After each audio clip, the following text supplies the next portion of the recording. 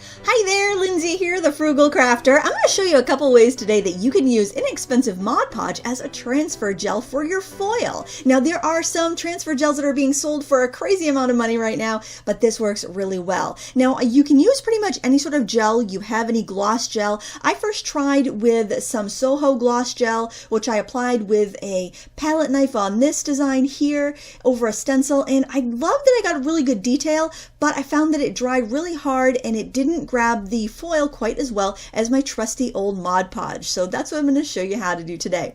So the first thing you need is a stencil, or you can freehand brush on a design. It doesn't matter. However you want to get your Mod Podge onto your paper is just fine. Just remember, anywhere the Mod Podge goes is where your foil is going to end up. Now I'm using a sponge, a stencil pouncer here, and I have to tell you that I don't recommend using the foam stencil brushes for this because they can trap a lot of air and you can end up with a rough edge. But for this purpose, it will work just fine to demonstrate it. Now, there's two things you can do. You can either let this dry completely, or you can apply your foil wet. So I decided to show you both ways because when you use it on the wet foil, you get a different look. So here I just put the foil down wet, and you end up with kind of like a marbleized design, kind of like a 1970s countertop, if you ever saw those. They had that kind of thready design, and it's pretty, but it's not as continuous of a foil design as you'll get if you use a laminator. So what I have here is my cardstock where the Mod Podge is dry, so it's gone clear. This could take anywhere from an hour to a couple of hours, and then you just want to put your foil down on top, shiny side up as always, and I have it on a piece of parchment paper. This is your regular old baking parchment that you use in the kitchen,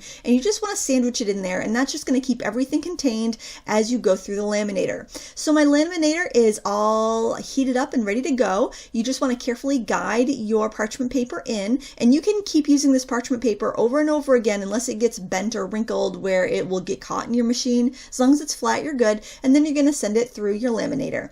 My laminator is inexpensive. It only has one heat setting, and it works just fine. It was like a $18 laminator.